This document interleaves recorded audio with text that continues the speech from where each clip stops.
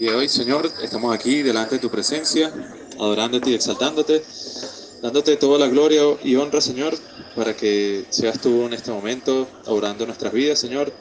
Te presentamos nuestra mente, nuestro corazón, para que tu Espíritu Santo nos dirija hacia lo que nos quieres enseñar el día de hoy, que podamos aprender, Señor, conforme a tu voluntad, conforme a lo que tu Espíritu Santo quiera tratar con nosotros, y que podamos poner en práctica lo que aprendamos el día de hoy. En nombre de Jesús, amén y amén. Bueno, mis hermanos, creo que todos recordamos cuál es la carta que venimos leyendo o cuál es la carta que venimos estudiando. ¿Alguno se acuerda? Pero ¿cómo se llama la carta? La carta a los hebreos, ok. Entonces sí, exacto, no es a los caraqueños, no es a los, sino a los hebreos, ok.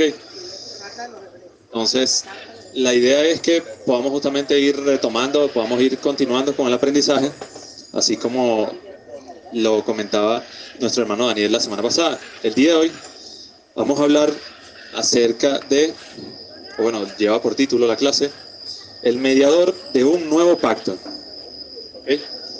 El nombre, ¿verdad? Creo que a todos nos suena conocido, nos suena interesante, ya que el nombre de nuestra iglesia es Centro de Acción Cristiana, el Nuevo Pacto. Entonces me pareció bien interesante que el día de hoy en la clase hablemos acerca de ese mediador, ¿ok? El mediador de un nuevo pacto. El día de hoy vamos a comenzar leyendo el siguiente capítulo que estamos, que es el capítulo 8. Vamos a leer del versículo 1 al 5. Dice así, con el subtítulo que dice, el mediador de un nuevo pacto. Leemos entonces, ahora bien, el punto principal de lo que venimos diciendo es que tenemos tal sumo sacerdote, el cual se sentó a la diestra del trono de la majestad en los cielos, ministro del santuario y de aquel verdadero tabernáculo que levantó el Señor y no el hombre, porque todo sumo sacerdote está constituido para presentar ofrendas y sacrificios, por lo cual es necesario que también éste tenga algo que ofrecer. Así que, si estuviese sobre la tierra, ni siquiera sería sacerdote, habiendo aún sacerdotes que presentan las ofrendas según la ley, los cuales sirven a lo que es figura y sombra de las cosas celestiales, como se le advirtió a Moisés cuando iba a exigir el tabernáculo, cuando iba a erigir el tabernáculo, diciendo, mira, haz todas las cosas conforme al modelo que se te ha mostrado en el monte. Y aquí entonces vemos varios puntos interesantes, entre ellos que el autor de la carta a los hebreos menciona que dentro de este capítulo estamos viendo lo que es el punto principal de la carta, o lo que él consideraba como lo principal. Y a lo largo de toda esta clase vamos a ver qué es lo que él quería. Y él lo que quería era que a todos nos quedara claro, o que a los hebreos les quedara claro, que contamos con un sumo sacerdote. Recordando, ya que hemos visto, o anteriormente vimos las clases del tabernáculo, vimos en cada detalle, cada función de cada escena, de cada parte, vimos en detalle la función del tabernáculo. Y entonces aquí el autor lo que quería era que a todos nos quedara claro de que hoy en día contamos con un sumo sacerdote. Y finaliza esta pequeña sección de versículos hablando de que el tabernáculo que se había explicado, o el tabernáculo que se había diseñado, era simplemente una pequeña introducción a lo que vendría luego. Y que lo que hoy, exactamente, o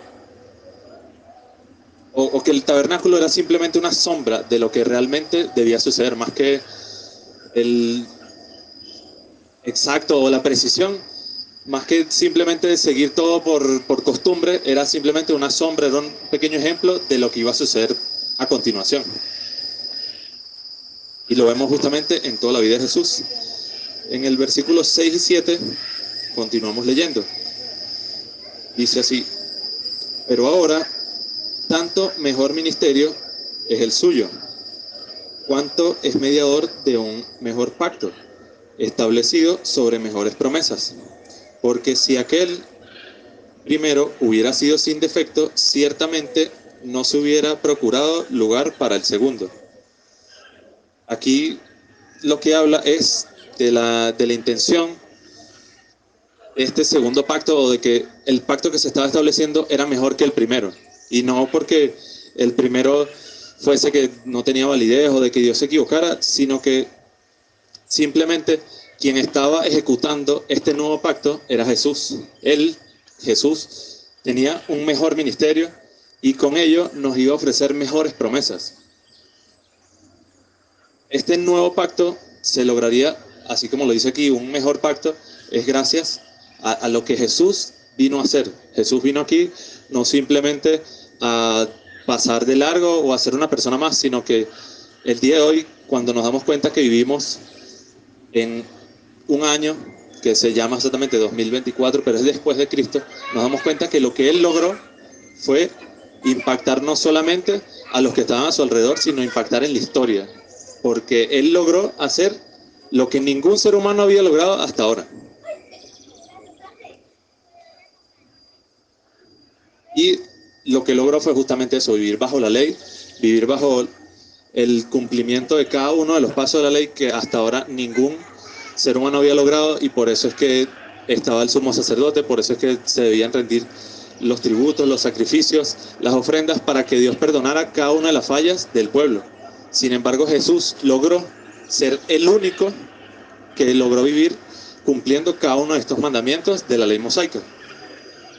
Por eso es que habla y dice que fue un mejor pacto, fue mejores promesas, porque fue Jesús como nuestro sumo sacerdote quien logró eso, cumplir cada una de estas leyes, cada uno de estos mandamientos, a fin de entregarse por nosotros y ser nuestra entrada a la comunión. Ahora leamos del 8 al 12. Y dice así: porque reprendiéndolos dice: he aquí, vienen días, dice el Señor, en que estableceré con la casa de Israel y la casa de Judá un nuevo pacto, como el pacto que hice con sus padres, no como el pacto que hice con sus padres, el día que los tomé de la mano para sacarlos de la tierra de Egipto, porque ellos no permanecieron en mi pacto, y yo me desentendí de ellos, dice el Señor. Por lo cual, este es el pacto que haré con la casa de Israel. Después de aquellos días, dice el Señor, pondré mis leyes en la mente de ellos, y sobre su corazón las escribiré, y seré a ellos por Dios, y ellos me serán a mí por pueblo. Y ninguno enseñará a su prójimo, ni ninguno a su hermano, diciendo: conoce al Señor, porque todos me conocerán, desde el menor hasta el mayor de ellos, porque seré propicio a sus injusticias, y nunca más me acordaré de sus pecados y de sus iniquidades. Esto es una cita a Jeremías 31, 31 al 34. Vamos a leerlo. Jeremías 31, del 31 al 34. Dice así: he aquí que vienen días, dice Jehová, en los cuales haré nuevo pacto con la casa de Israel y con la casa de Judá, no como el pacto que hice con sus padres el día que tomé su mano para sacarlos de la tierra de Egipto, porque ellos invalidaron mi pacto, aunque fui yo un marido para ellos, dice Jehová. Pero este es el pacto que haré con la casa de Israel después de aquellos días, dice Jehová. Daré mi ley en su mente y la escribiré en su corazón, y yo seré a ellos por Dios, y ellos me serán por pueblo, y no enseñará más ninguno a su prójimo, ni ninguno a su hermano, diciendo: conoce a Jehová, porque todos me conocerán, desde el más pequeño de ellos hasta el más grande, dice Jehová, porque perdonaré la maldad de ellos y no me acordaré más de su pecado. Amén, ¿verdad? Aquí vemos eso, como Jesús vino justamente a cumplir tanto los mandamientos, las leyes, como a cumplir todas estas profecías que se habían mencionado, que se habían ya dado años anteriores, y que Jesús no venía simplemente a, como les decía, a pasar por alto o a simplemente ser una persona más en la historia de nuestro planeta, sino que Él tenía que cumplir cada una de estas cosas para lograr presentarse, así como el sumo sacerdote en su momento tenía que estar en perfecto estado, tenía que estar en comunión, porque si no estaba fuera del juego. Asimismo, Jesús vino y logró cumplir cada una de esas cosas para dar su vida por nosotros. En este versículo explica que ya la intención del pacto no sería como cumplir una lista de actividades por hacer o cumplir sí, exactamente, como una lista e ir tildando una a una, sino que este nuevo pacto sería escrito en los corazones y en la mente de cada uno. Que esto es lo que vemos gracias al Espíritu Santo, que es quien nos recuerda, quien nos redarguye, quien hace ese trabajo en nuestros corazones. Habla de que más que simplemente estar bajo una lista de deseos o una lista de actividades por hacer, por cumplir, hoy en día tenemos la ventaja y tenemos la bendición de que es el Espíritu Santo quien utilizó Jesús para sellar ese pacto con nosotros, como lo decía incluso desde Jeremías.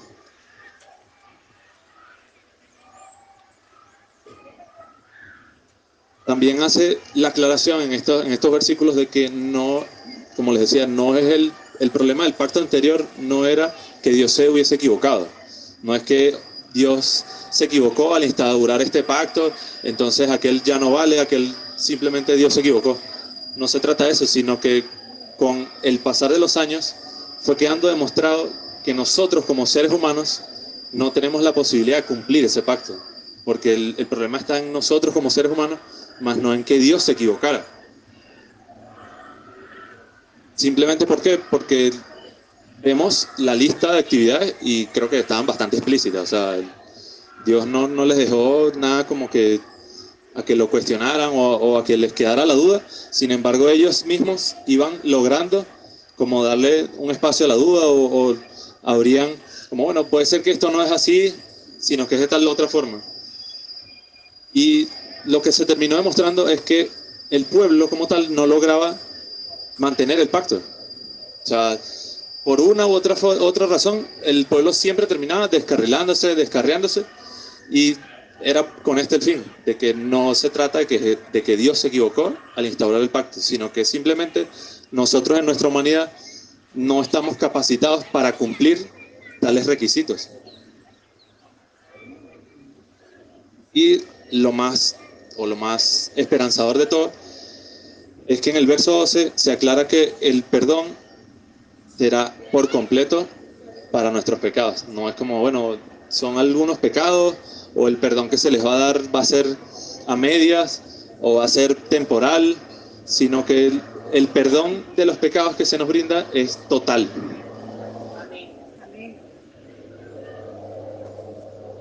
Vamos a continuar leyendo por acá en el versículo 13. Dice así: al decir nuevo pacto, ha dado por viejo al primero, y lo que se da por viejo y se envejece está próximo a desaparecer. Gloria a Dios. Ok, como les decía, no se trata simplemente de que es que dejar invalidado todo lo anterior y ya, sino que simplemente es entender que como seres humanos no estamos capacitados para cumplir aquello, sino que nosotros más bien tenemos acceso, es por medio de Jesús. Gloria a Dios. Y es importante aclarar, o importante la aclaración de que nosotros hoy en día vivimos bajo este nuevo pacto. Aleluya. Vivimos, bueno, es como chistoso pensarlo que nosotros en el nuevo pacto vivimos bajo el nuevo pacto, Gloria a Dios. pero a mí más bien cuando leía esto, cuando preparaba la clase, pensaba en cuán importante es el nombre de nuestra congregación. O sea, entendiendo que no solamente implica un nombre que, bueno, el pastor fue el que se le ocurrió y ya, y no, sino fue la decisión que el pastor tomó en base al tratamiento que Dios tuvo con él. Y para cada uno de los que formamos parte del nuevo pacto es entender cuál es la base del nombre, del nombre de nuestra iglesia, de lo que representa esto en nuestras vidas, que no es simplemente que, bueno, Jesús vino, murió y ya, ¿no? Sino que nosotros estamos bajo una nueva promesa, bajo la cercanía que tenemos a Dios, es gracias a eso, a ese pacto que hizo Jesús al venir y dar su vida por nosotros. Y todos llegamos a Dios es a través de su gracia. Este pacto sucedió, como quedó claro, no porque nosotros logramos cumplir la lista de actividades, no porque nosotros somos algo, no porque nosotros logremos algo, sino es simplemente por la gracia de Dios. Por eso es que llegamos y por eso es que Jesús dio su vida por nosotros. Y Él es el único camino, Él es el único medio para nosotros llegar a Dios hoy en día. Es Jesús. Les quería poner un ejemplo como para que vieran de forma más visual en cada uno de nuestras vidas más cotidianas. Por ejemplo, cuando están cocinando pasta. ¿Cuántos han alguna vez cocinado pasta? Todos hemos cocinado pasta, ¿verdad? ¿Quién utiliza una cucharilla para sacar la pasta cuando está lista? Nadie, ¿verdad? Porque si utilizas la cucharilla, se va a salir, o sea, se va a salir. Dígame, si un espagueti mucho menos. Sin embargo, si una pasta corta sí se puede, pero no vas a poder sacarla toda. En cambio, existen estos coladores de pasta, ¿cierto? Donde allí simplemente se va a ir lo que se tiene que ir, que es el agua, y va a quedar la pasta, ¿verdad? Ese ejemplo es justamente el que les quería poner para que nos quedara de cómo el anterior pacto no funcionaba del todo, no funcionó del todo. Sin embargo, hoy en día, gracias a que Jesús murió por nosotros, todos tenemos acceso a esa salvación. Así mismo sucede. También había un ejemplo que se lo leí y también pareció súper interesante, que es cuando una carne está en el horno y intentamos con un tenedor pincharla para sacarla, pero no logramos que se venga, sino que entra el tenedor y se sale, pero queda la carne. También ha sucedido, ¿verdad? En un sartén algo. Sin embargo, si nosotros agarramos una espátula, si nosotros agarramos algo que pueda sacarlo completo, también va a suceder. Es de la misma forma que podemos ver. O sea, ambos ejemplos nos permiten ilustrar en nuestra vida cotidiana el funcionamiento o el cómo impacta este sacrificio de Jesús, cómo impacta este nuevo pacto en nuestras vidas y en el planeta, la sociedad completa. Vemos cómo ya no es solamente acceso a algunos o al pueblo de Israel solamente, sino que todos tenemos acceso gracias a Jesús. Amén.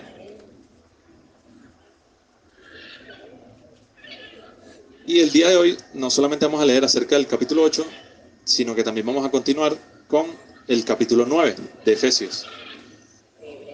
Hebreos. ¿Viste? Ya para ver si están leyendo.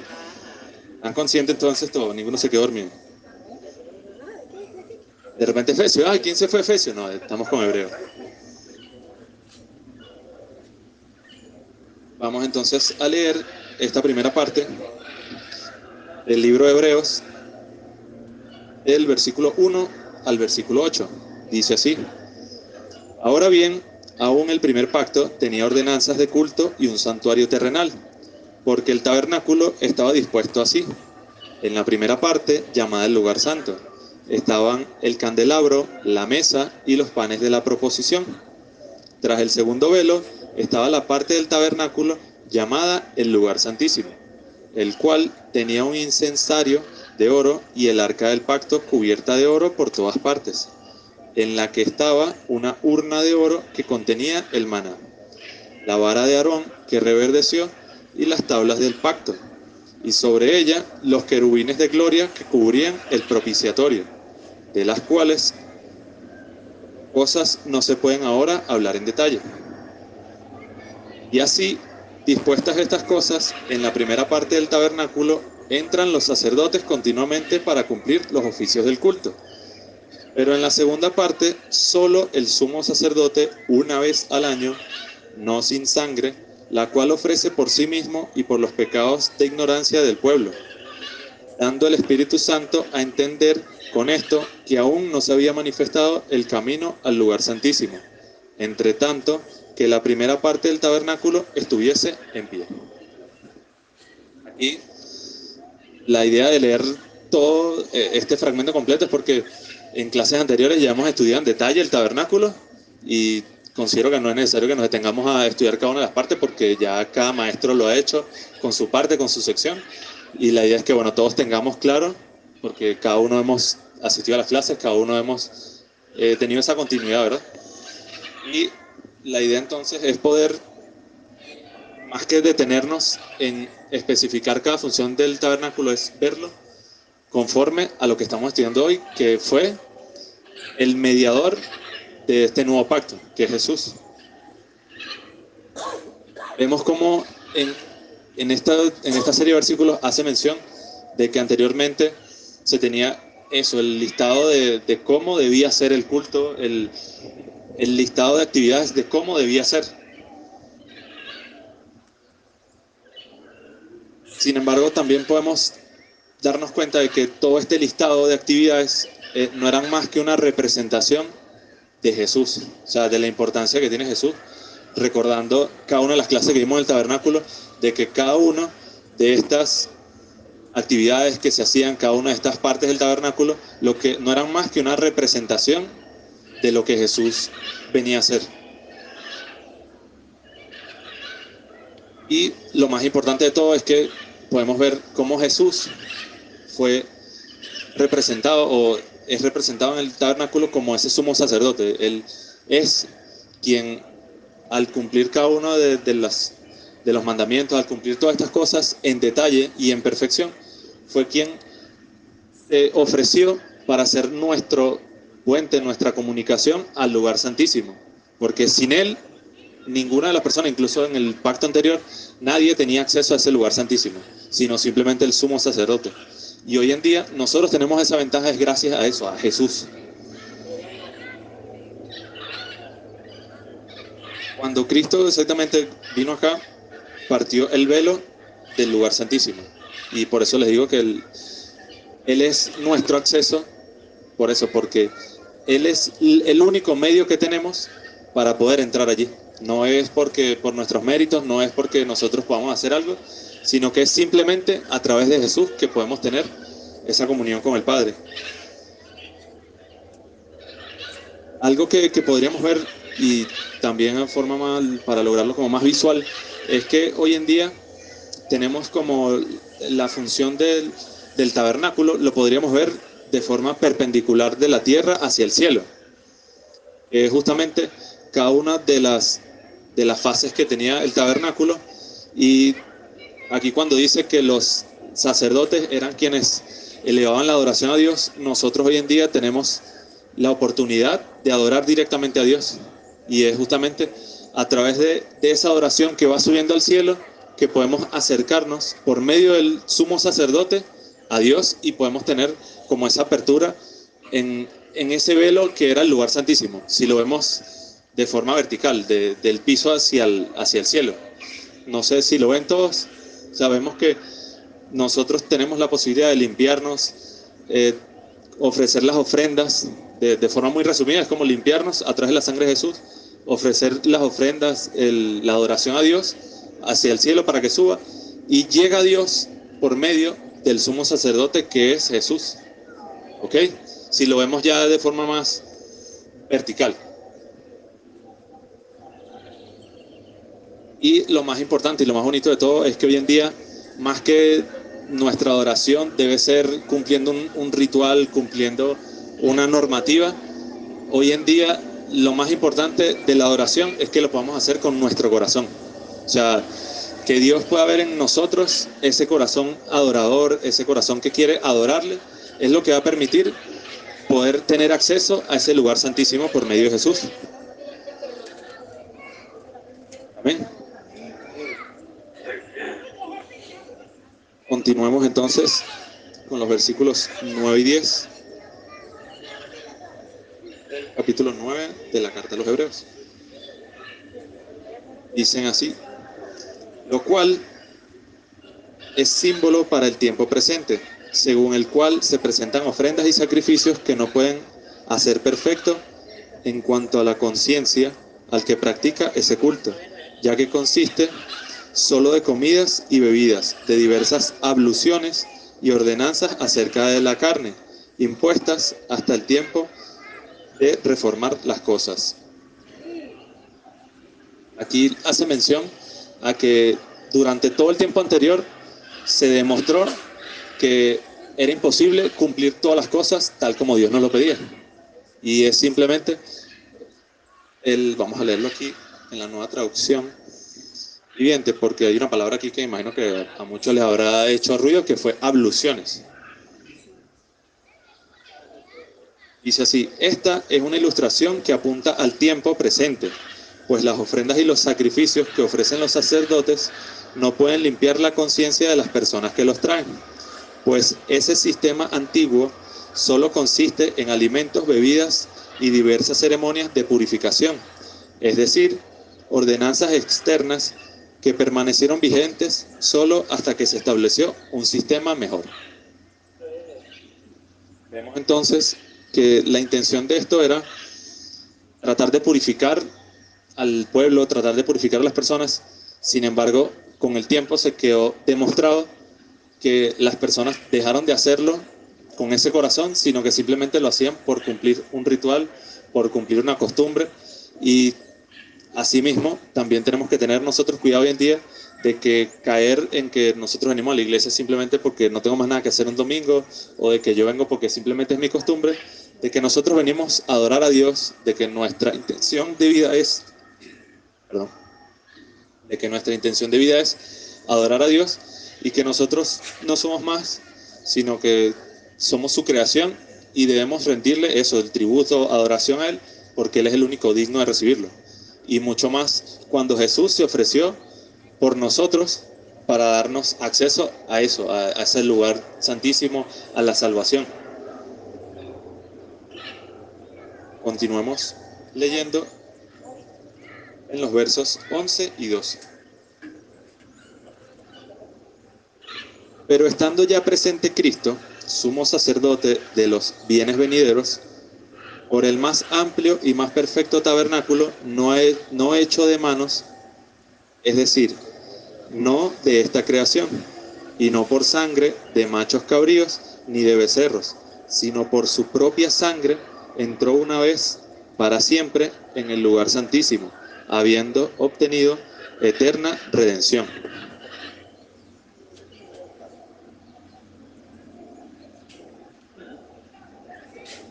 Gracias. Aquí vemos cómo el sacrificio de Jesús fue superior a todo lo que había existido, a todos los sacrificios que se habían hecho, a todo lo que había sucedido en todas las generaciones anteriores. Y cuando habla, también menciona de que fue un tabernáculo no hecho con las manos, como se hacía anteriormente. Es por eso que les ponía el ejemplo de que hoy en día podemos ver ese tabernáculo de forma vertical, de que no es algo ya netamente físico, como dice aquí, no es hecho con manos, sino que es algo ya espiritual. Y también, como les decía hace un rato, de que más que cumplir con requisitos naturales, requisitos físicos, nuestra adoración debe ser de corazón para poder tener lugar y tener acceso a ese lugar santísimo, porque es por medio de nuestro sumo sacerdote y es por medio de esa sangre que Él derramó por nosotros. Tiene tanto impacto el sacrificio que hizo Jesús, es por eso, porque lo hizo con sangre, muriendo por nosotros, y fue el único sobre la faz de esta tierra que logró cumplir todo lo que Dios había pedido que cumpliéramos. Continuamos entonces con los versículos 13 y 14. Porque si la sangre de los toros y de los machos cabríos y las cenizas de las becerras rociadas a los inmundos santifican para la purificación de la carne, cuánto más la sangre de Cristo, el cual mediante el Espíritu eterno se ofreció a sí mismo sin mancha a Dios, limpiará vuestras conciencias de obras muertas para que sirváis al Dios vivo. Aquí hace la comparación precisamente de eso, de que si las actividades que se hacían antes, si estos sacrificios limpiaban y lo hacían con la intención de ser limpiados, ¿cuánto más no nos va a limpiar a cada uno de nosotros esa sangre perfecta, ese sacrificio que hizo Jesús ¿cuánto más no nos va a limpiar de nuestros pecados? ¿Cuánto más no va a limpiar nuestra mente, nuestras conciencias? Cualquier sacrificio que podamos hacer de cualquier animal. ¿Okay? Es eso lo que tenemos que ver el día de hoy, y que nos quede claro que el mediador de ese nuevo pacto es Jesús, por eso, porque fue el único que logró ser perfecto sobre esta tierra, y aún siendo perfecto, se ofreció por nosotros, se ofreció a dar su vida por lo que nosotros merecíamos. Por eso es que es un máximo sacrificio, y su sangre, siendo tan perfecta, es la máxima ofrenda que se puede hacer. En el versículo 15, continuamos leyendo, así que por eso es mediador de un nuevo pacto, para que interviniendo muerte para la remisión de las transgresiones que había bajo el primer pacto, los llamados reciban la promesa de la herencia eterna. Aquí vemos cómo eso es simplemente Jesús, el único mediador. No existe ningún otro ser humano, no existe el que, bueno, mis papás son cristianos, yo soy cristiano. No existe el que, no, bueno, una persona me está hablando de Cristo, entonces por eso yo soy salvo. No, o sea, la única forma que tenemos de acceso es que nosotros aceptemos a Jesús como nuestro Salvador y aceptemos su sacrificio en nuestro lugar. Es entender eso, que nosotros no lo merecíamos, sino que fue por su amor que Él nos llevó o que nos dio acceso a ese lugar santísimo. Y hace la comparación también a generaciones anteriores. ¿Ok? Leamos el versículo 16 y 17, que dice: porque donde hay testamento es necesario que intervenga muerte del testador, porque el testamento con la muerte se confirma, pues no es válido entre tanto que el testador vive. Aquí podemos poner el ejemplo más que práctico en la vida cotidiana. Todos sabemos que el testamento, un testamento es como unos últimos deseos de una persona que está por fallecer. Exacto. En nuestro entorno actual, muy actual, es un documento legal que establece cuáles son los últimos deseos de una persona que murió o que exactamente está por morir y lo hace. Pero, como dice aquí, la única forma que esto se active es que la persona esté muerta. ¿Ok? Si la persona sigue viva, así esté firmado, así sea un documento, así esté notariado, así esté como esté, no se puede poner en práctica o no se puede ejecutar ese documento simplemente porque la persona que lo escribió, o el testador, como le dice la palabra, sigue vivo. Es por esto que fue necesario que Jesús diera su vida por nosotros. Es por eso que con la muerte de Jesús se activa eso, ese nuevo pacto, ese nuevo testamento en nuestras vidas. Porque como le dice la palabra, sin la muerte no habría chance de ejecutar, de activar ese pacto. Sin embargo, recordemos que Jesús, así como murió, resucitó, y es por eso que tenemos acceso a la vida eterna. Amén. Y terminemos leyendo por acá del versículo 18 al 22. Y dicen así: de donde ni aun el primer pacto fue instituido sin sangre, porque habiendo anunciado Moisés todos los mandamientos de la ley a todo el pueblo, tomó la sangre de los becerros y de los machos cabríos, con agua, lana escarlata e hisopo, y roció el mismo libro y también a todo el pueblo, diciendo: esta es la sangre del pacto que Dios os ha mandado. Y además de esto, roció también con la sangre el tabernáculo y todos los vasos del ministerio. Y casi todo es purificado según la ley con sangre, y sin derramamiento de sangre no se hace remisión. Y en estos versículos, algo que podemos destacar es que en 4 versículos dice 6 veces la palabra sangre. ¿Okay? Y es que, así como anteriormente tenía tanto peso en la sangre, el derramamiento de sangre en el antiguo pacto, hoy en día es tan importante lo que se logra por el derramamiento del único ser que fue perfecto en esta tierra, que fue Jesús. Es por eso que el derramamiento de su sangre nos redime a nosotros de la muerte, nos permite ser libres, tener acceso a la salvación. Y como les decía, es por medio de ese derramamiento de la sangre de Jesús, de esa preciosa sangre, que nosotros tenemos acceso al lugar santísimo. Es por eso que nosotros tenemos acceso a Dios, es por eso que podemos ser perdonados de nuestros pecados, por eso es que podemos ser limpiados de nuestros pecados. Y como les decía en uno de los versículos, no solamente aplica para una parte de los pecados o para una porción de los pecados, sino que nos limpia de todos nuestros pecados. ¿Ok? Y para concluir, importante que todos nos quede siempre en mente que es Jesús el único mediador del nuevo pacto. Es nuestra única entrada al lugar santísimo, y recordemos siempre que no es por nuestros méritos, no es por lo que nosotros hacemos, sino que simplemente por su amor, por su gracia y por el sacrificio que Él hizo por nosotros. Para cerrar, les dejo el verso que está en Juan 14:6, que lo dice, es una frase dicha directamente por Jesús, que dice: Jesús les dijo, yo soy el camino y la verdad y la vida. Nadie viene al Padre sino por mí. Amén. Dios los bendiga, hermanos.